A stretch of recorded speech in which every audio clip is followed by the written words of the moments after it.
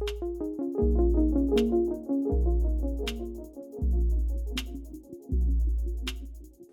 everyone, and welcome to this episode of OVPLT Talks. And today I'm joined in the office by somebody who's known to everyone, I think, on campus, and that's Dr. Culley, a Director of IT Services. I never miss an opportunity to give huge credit to all of your team in IT Services for the amazing support you gave us recently during the pandemic in particular. And also, for doing a lot of really important groundwork in advance of the pandemic, laying foundations that many of us didn't even know what you were up to, but paid back so much in a while.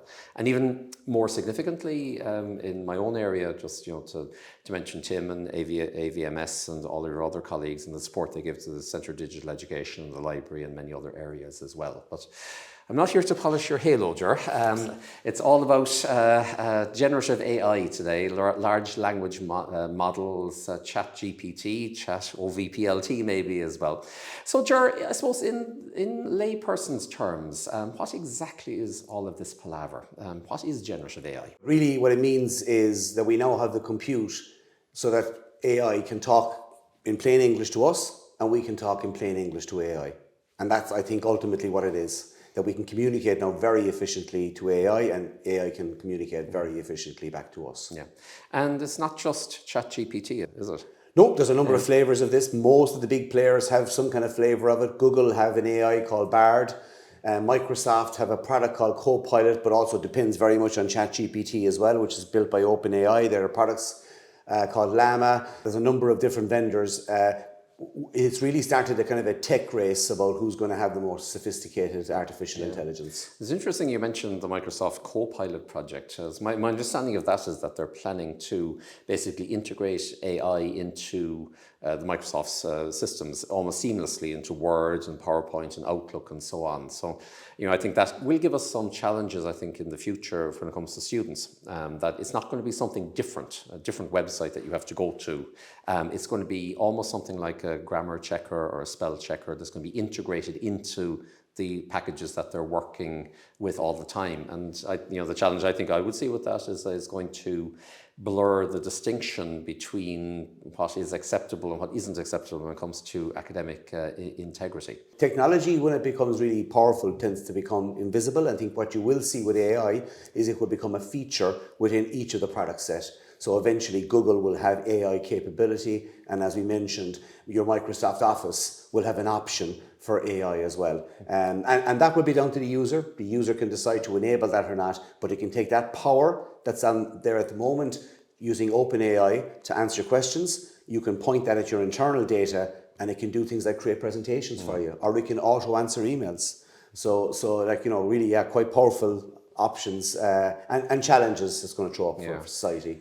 Yeah, I think, from the point of view of higher education, I think all of the attention on AI at the moment has been in the context of assessment and how that's going to work out. But, in some ways, I wonder, I think we're going to have to get on top of that fairly soon. I think we have no real choice in the matter. And the advice I've been giving people has been, I suppose, twofold. First of all, to inform themselves of what this is all about.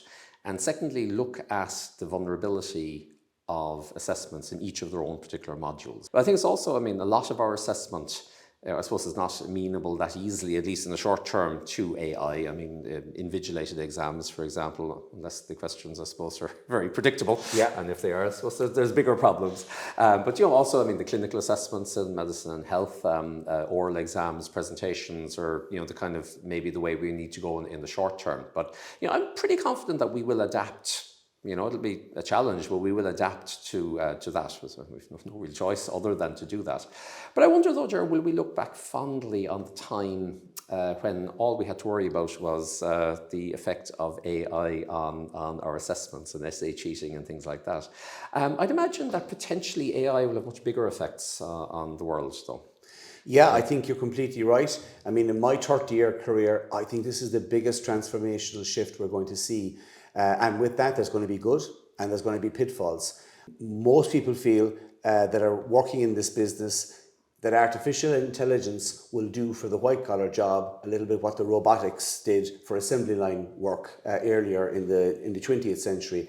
So you could see a lot of professions changed as a result of AI. So a lot of the manual work that might be involved in financial analysis A lot of the work that law clerks might have done once upon a time can be augmented or done now by an artificial intelligence. Artificial intelligence is going to become really good at potentially first-line diagnosis for GPs and so on, if we can get around the data challenges associated with that. And again, more things like journalism, human resources, AI is going to be able to do a lot of the frontline elements of some of those jobs. And we need to think about that. And we need to think about what that means for our own curriculum, about maybe how we change that curriculum to cope with that. Exactly. Like every major technological change that's ever happened in history has had winners and losers. You know, I'm sure the invention of motor vehicles put a lot of blacksmiths out of business back in the day. And I think we really need to position our students to have the best chance for the future, to make sure that they're winners in whatever this new future might happen to be.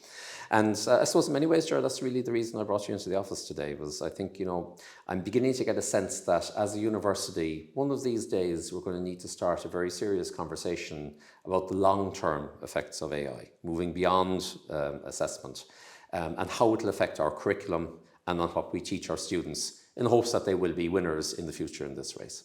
Yeah, I think that's a very sensible course of action, and I think we are going to see those changes in the coming years, and setting our students up for success for that. There's going to be whole new economies born out of AI that we can't even think of yet. New jobs, more valuable jobs. So I think there's lots of opportunity, and there are challenges as well. Yeah, and a big challenge for the university.